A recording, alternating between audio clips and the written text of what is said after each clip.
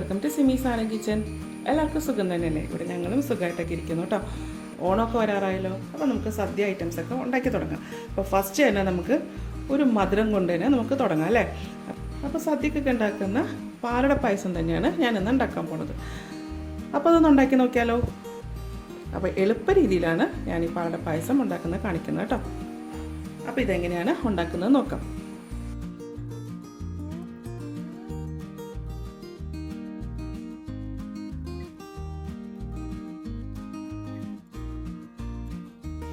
അടപ്പായസം ഉണ്ടാക്കാൻ വേണ്ടിയിട്ട് ഞാനൊരു 150 ഗ്രാം അടയാണ് എടുത്തിരിക്കുന്നത്. അപ്പോൾ ഇത് ഇച്ചിരി വലിയ അടയായതുകൊണ്ട് ഞാനൊന്ന് മിക്സിയിലിട്ടിട്ട് ഒന്ന് കറക്കി ഒരു ചെറിയ പീസസായിട്ട് മുറിച്ചെടുത്തിട്ടുണ്ട് കേട്ടോ. പൊടിച്ചെടുത്തിട്ടുണ്ട്. അപ്പോൾ ചെറിയ അടയാണ് കിട്ടുന്നതെന്നുണ്ടെങ്കിൽ അതായിരിക്കട്ടെ നല്ലത്. വലുതാണെന്നുണ്ടെങ്കിൽ നമുക്കിതുപോലെ ഉണ്ടാക്കാം. വലിയ അടയൊക്കെ നമുക്ക് അടപ്രഥമനൊക്കെ ഉണ്ടാക്കാനായിട്ടാണ് നല്ലത്. അപ്പോൾ ആദ്യമേ തന്നെ നമുക്ക് അട ഒന്ന് വറുത്തെടുക്കണം. അപ്പോൾ അതിനായിട്ട് ഞാനൊരു ഉരുളി, നല്ല ചൂടുകൂട്ടുള്ള പാത്രം, അപ്പോൾ ഞാനതിന് ഉരുളിയാണ് എടുത്തിരിക്കുന്നത്. അതൊന്ന് ചൂടാക്കുക. ചൂടാക്കിയിട്ട് ഇതിലേക്ക് 1 ടേബിൾ സ്പൂൺ നെയ്യ് ഒഴിക്കാം. അതിനുശേഷം ഇതിലേക്ക് അട ഇട്ട് കൊടുക്കാം. എന്നിട്ട് ഇതൊന്ന് മൂപ്പിച്ചെടുക്കാം കേട്ടോ. ഈ നെയ്യിലൊക്കെ ഇട്ടൊന്ന് മൂപ്പിച്ചൊക്കെ എടുക്കുമ്പോൾ ഒരു നല്ലൊരു ടേസ്റ്റാട്ടോ അതിന്. ഒരുപാട് അങ്ങോട്ട് ബ്രൗൺ നിറമൊന്നും ആകുന്നു വേണ്ട, ചെറുതായിട്ടൊന്ന് മൂത്താൽ മതി. സേമിയ പായസമൊക്കെ ഉണ്ടാക്കുന്ന പോലെ തന്നെയാണ് കേട്ടോ. ഇതൊന്ന് നെയ്യിലൊന്ന് മൂപ്പിക്കാം.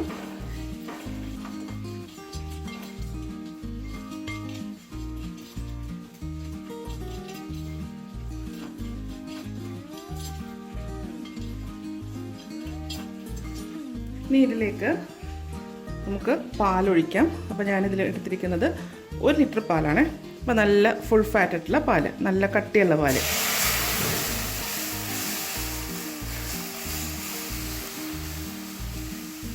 ഇതിലേക്ക് 1/2 ലിറ്റർ വെള്ളം കൂടെ ചേർക്കാം. പാൽ കവർ ഒന്ന് കഴുകിയെടുത്താൽ കേട്ടോ.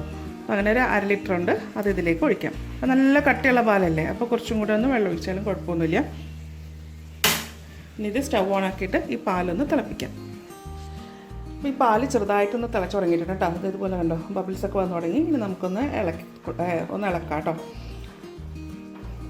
അപ്പോൾ ഇതുവരെ ഞാൻ പാലിൽ ഇളക്കിയിട്ടൊന്നും ഉണ്ടായിരുന്നില്ല, ഒഴിച്ച് അതേപോലെ തന്നെ ഇട്ടിരിക്കുമായിരുന്നു കേട്ടോ. അപ്പോൾ ഒന്ന് നന്നായിട്ടൊന്ന് ഇളക്കി കൊടുക്കാം. ഇനി അതെല്ലാം എന്നുണ്ടെങ്കിൽ ഇതിൻ്റെ മുകളിൽ ഇങ്ങനെ പാട കെട്ടി തുടങ്ങും. അപ്പോൾ നല്ല ഞാൻ പറഞ്ഞില്ല, നല്ല കട്ടിയുള്ള പാലായിരുന്നു. അപ്പോൾ എന്തായാലും പാട കിട്ടും. അപ്പോൾ ഇങ്ങനെ നമ്മൾ ഇനി ഇളക്കുക. പാൽ തിളച്ചതിന് ശേഷം ഒരു 5 മിനിറ്റ് നേരത്തേക്ക് ഇതുപോലെ ഒന്ന് പാലിങ്ങനെ തിളച്ചോട്ടെ കേട്ടോ. ഉരുളിയിലായതുകൊണ്ട് പെട്ടെന്ന് തന്നെ നമുക്കിത് ഇങ്ങനത്തെയൊക്കെ പായസം ഉണ്ടാക്കിയെടുക്കാം കേട്ടോ. അപ്പോൾ എപ്പോഴും നല്ല ഉരുളിയില്ലെങ്കിലും കുറച്ച് നല്ല ചൂട് കട്ടിയുള്ള നല്ലൊരു പാത്രമാണെങ്കിലും മതി കേട്ടോ. പാൽ നല്ല വെട്ടി തിളച്ച് തുടങ്ങിയിട്ടുണ്ട് കേട്ടോ. ഇത് കണ്ടോ, തിളയ്ക്കുന്നതുണ്ടോ. സ്റ്റൗവിൻ്റെ ഫ്ലെയിം നല്ല ഹൈ ആയിട്ട് കിടക്കുമായിരുന്നു കേട്ടോ. അപ്പോൾ ഞാൻ സ്റ്റൗവിൻ്റെ ഫ്ലെയിം ഒന്ന് കുറച്ചു ലോ ഫ്ലെയിമിലേക്ക് ആക്കിയിട്ടുണ്ട് കേട്ടോ. അപ്പോൾ ഫുൾ ഫ്ലെയിമിൽ കിടന്നു കഴിഞ്ഞാൽ പാലൊക്കെ തിളച്ചങ്ങ് പോകും. ഏകദേശം ഒരു പാത്രത്തിൻ്റെ മുകളിൽ വരെ പാലുണ്ട്. അപ്പോൾ ഇനി ഇതിലേക്ക് നമ്മൾ വറുത്ത് വെച്ചിരിക്കുന്ന അട ചേർക്കാം. ഞാൻ മുഴുവനായിട്ടങ്ങ് ചേർക്കുവാന്നേ. ഇട്ടതിന് ശേഷം ഇതൊന്ന് ഇളക്കി കൊടുക്കുക കേട്ടോ. അല്ലെങ്കിൽ അടിയിലോട്ട് നമ്മൾ ഒരുമിച്ച് അങ്ങ് ഇട്ടതല്ലേ, അപ്പോൾ അടിയിൽ കട്ട പിടിക്കാൻ ചാൻസ് കൂടുതലാണ്. ഇനി ഈ അട ഈ പാലിൻ്റെ അകത്ത് ഇടന്നിട്ട് വേണം ഒന്ന് വേകാനായിട്ട്. ഇനി ഇത് അടയിട്ടതിന് ശേഷം ഒന്ന് നമ്മൾ ഫസ്റ്റ് ഇളക്കിയല്ലോ, ഇളക്കിയതിന് ശേഷം ഇനി ഇടയ്ക്കിടയ്ക്ക് ഒന്ന് ഇളക്കി വെച്ചാൽ മതി കേട്ടോ. അപ്പോൾ എപ്പോഴും ഇളക്കിക്കൊണ്ടിരിക്കണ്ട. കുറച്ച് സമയത്ത് അവിടെ നിന്ന് തിളക്കട്ടെ. അട നന്നായിട്ട് വെന്തിട്ടുണ്ട് കേട്ടോ. അപ്പോൾ ഇനി ഇതിലേക്ക് പഞ്ചസാര ചേർക്കാം.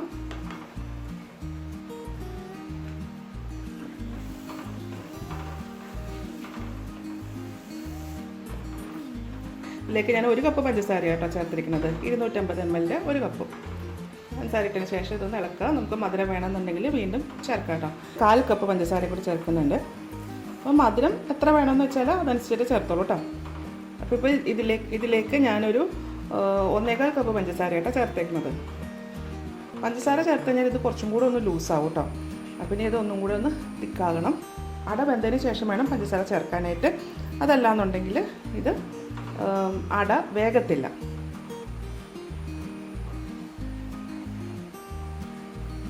ഇപ്പോൾ സൈഡിലൊക്കെ ഇങ്ങനെ ഇതുപോലെ ഇങ്ങനെ പിടിക്കുന്നുണ്ടെങ്കിൽ എന്നുവെച്ചാൽ അത് നല്ല കട്ടിയുള്ള പാലല്ലേ, അപ്പോൾ അത് ഇങ്ങനെ അവിടെ ഇരുന്നിട്ട് അതിങ്ങനെ പിടിച്ച് അങ്ങനെ ഒരു കരിഞ്ഞു പോകും. അപ്പോൾ ആ കരിഞ്ഞ ചൊവ്വ ഈ പാലിലേക്ക് ഇറങ്ങും. അപ്പോൾ അത് വരാതിരിക്കാൻ വേണ്ടിയിട്ടാണ് നമ്മളിങ്ങനെ ഇളക്കി ഇങ്ങനെ വടിച്ച് താഴേക്ക് ഇടുന്നത്. അപ്പോൾ പായസമൊക്കെ ഒരുപാട് ആയിട്ടുണ്ട് വെച്ചാൽ അടയൊക്കെ വെന്തു, പിന്നെ പഞ്ചസാരയൊക്കെ അതൊക്കെ നന്നായിട്ട് ഇതിലേക്ക് പിടിച്ചു. ഈ സ്റ്റൗ ഓഫ് ചെയ്യുന്നതിന് മുന്നേ ഇതിലേക്ക് കുറച്ച് ഏലക്ക പൊടിച്ചതും കൂടി ചേർക്കാം. അപ്പോൾ ഞാനൊരു 10 ഏലക്ക ഇതുപോലെ പൊടിച്ചെടുത്തിട്ടുണ്ട്, അതിലേക്ക് ചേർക്കാം.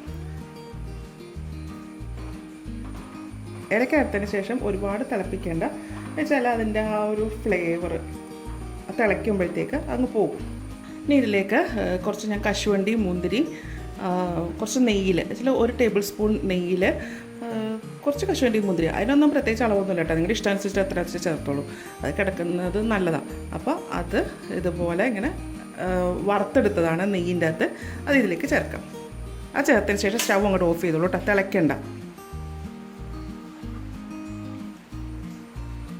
വെച്ചാൽ തിളച്ച് കഴിഞ്ഞാൽ നമ്മൾ ഇട്ടിരിക്കുന്ന കശുവണ്ടി, മുന്തിരിയൊക്കെ അങ്ങ് അടിയിലേക്ക് അങ്ങ് പോകും.